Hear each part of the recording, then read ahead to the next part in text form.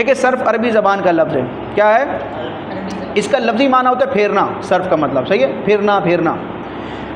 صرف ایک علم ہے جس میں ہم کیا کرتے ہیں، ایک صیغے کی مختلف حالتوں سے بحث کرتے ہیں۔ ابھی کتاب میں نہ دیکھیں، میں آپ کو ویسے سمجھا رہا ہوں۔ علم صرف وہ علم ہے جس میں ہم صیغے کی مختلف حالتوں سے بحث کرتے ہیں کہ یہ صیغہ اپنی اصل حالت میں کیا ہے، پھر اس سے جو دوسرا صیغہ بن رہا ہے تو اس پہلے صیغے سے دوسرے صیغے بننے کا طریقہ کیا ہے، فارمولہ کیا ہے، سمجھ میں آ رہی، قانون کیا ہے، پھر اس دوسرے صیغے سے تیسرا صیغہ بن رہا ہے تو یہ دوسرے سے تیسرا کیسے بنا، اس کا طریقہ کیا ہے، ان چیزوں سے بحث کرتے ہیں۔ پھر عربی کلام میں جو مختلف صیغے آتے ہیں تو اسم ہے، فعل ہے، حرف ہے، ٹھیک ہے، تو صرف میں عموماً اسم اور فعل ہی کی بحث ہوتی ہے، حروف سے عام طور پر بحث نہیں کرتے۔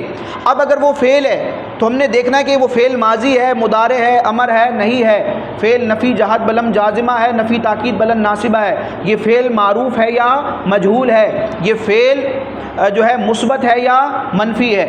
پھر اگر وہ اسم ہے تو وہ اسم مصدر ہے، اسم مشتق ہے یا اسم جامد ہے۔ اگر وہ اسم مشتق ہے تو اس کی کون سی قسم ہے، اسم فاعل ہے، اسم مفعول ہے، اسم تبدیل ہے، اسم آلہ ہے، اسم ظرف ہے، کیا ہے؟ تو وہ علم جس میں ہم صیغے کی مختلف حالتوں کے بارے میں جانتے ہیں، صیغہ اسم ہے یا فعل ہے، اسم ہے تو کون سا اسم، فعل ہے تو کون سا فعل، پھر وہ صیغہ واحد کا ہے، تثنیہ کا ہے یا جمع کا ہے، وہ مذکر کا ہے یا مؤنث کا ہے، اگر وہ فعل کا صیغہ ہے تو وہ غائب کا ہے، حاضر کا ہے یا متکلم کا ہے، ٹھیک ہے، پھر وہ صیغہ جو ہے وہ اپنی اصل حالت پر برقرار ہے یا اس میں کچھ تبدیلی ہوئی ہے۔ جیسے ضربا یضربو، اس میں بظاہر کوئی تبدیلی نہیں ہوئی، کوئی قاعدہ نہیں لگا، سیدھا سیدھا مصدر سے ضربن سے ضربا بنا، ضربا سے یضربو بن گیا۔ لیکن کچھ صیغے ایسے ہوتے ہیں جن میں تبدیلیاں ہوتی ہیں، جیسے آپ ماضی کا صیغہ بنائے وعدہ، اب اصولاً دیکھا جائے بغیر کسی قاعدے کو جاری کیے وعدہ سے یوعدو بننا چاہیے، جس طرح ضربا سے یضربو بنتا ہے، ضربا سے یضربو بنتا ہے، لیکن ہم دیکھتے ہیں وعدہ سے یوعدو نہیں بنتا، یعیدو بنتا ہے۔ یہ واو کہاں گئی؟ صحیح ہے، وعدہ یوعدو ہونا چاہیے، لیکن ہم دیکھتے ہیں کہ وعدہ سے کیا بنتا ہے، یعیدو، کیوں؟ واو کہاں گئی؟ تو اصل میں یہ اس کلمے میں اس فعل میں کیا تھا، فا کلمے کی جگہ واو تھا، یہ مثال واوی تھا۔ یہاں پر جب ماضی سے آپ نے مضارع بنایا، وعدہ سے یوعدو بنایا، تو یہاں پر مثال کا ایک قاعدہ لگا۔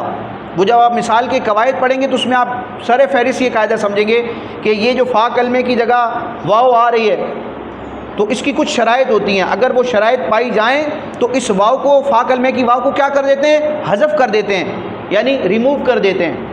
تو اصل میں یہ وعدہ سے یوعدو ہی تھا، لیکن ہم نے اس میں ایک قاعدہ جاری کیا، ایک قانون جاری کیا، اس قانون کے تحت ہم نے واو کو گرا دیا، حذف کر دیا، تو یوعدو سے کیا بن گیا، یعیدو۔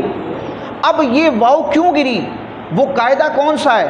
تو جس علم میں ان چیزوں کو بیان کیا جاتا ہے اس کو کیا کہتے ہیں، علم صرف۔ تو صیغہ اپنی اصلی حالت پر برقرار ہے یا اس میں تعلیل ہوئی ہے، یعنی تبدیلی ہوئی ہے، کوئی قانون جاری ہوا ہے اور قانون جاری ہونے کے نتیجے میں اس کی اصل شکل کیا ہو گئی ہے، تبدیل ہو گئی ہے۔ بعض اوقات حروف حذف ہو جاتے ہیں، بعض اوقات پوری شیپ بدل جاتی ہے۔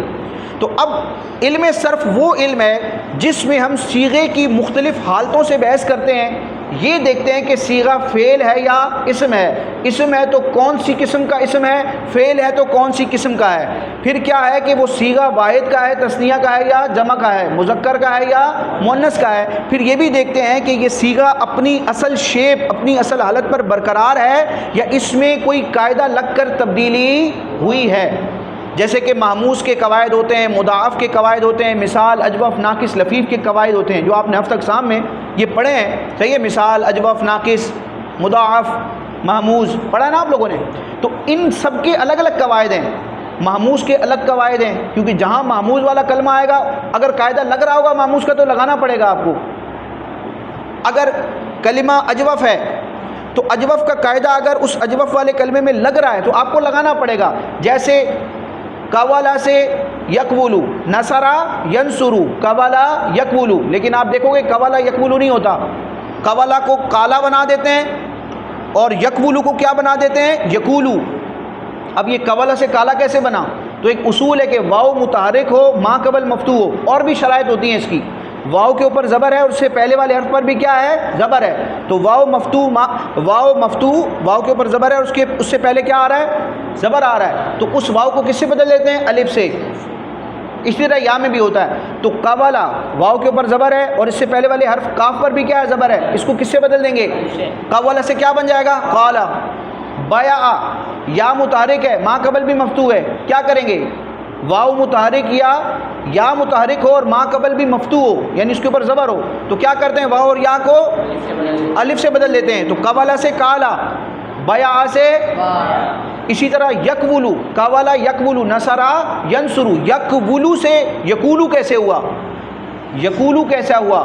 اب واؤ پر پیش تھا، کاف کیا تھا؟ ساکن تھا. یکولو ہم نے کیا کیا؟ یہ ایک اصول ہوتا ہے، اجوف کا ایک اصول ہوتا ہے. اس اصول کے نتیجے میں ہم نے کیا کیا؟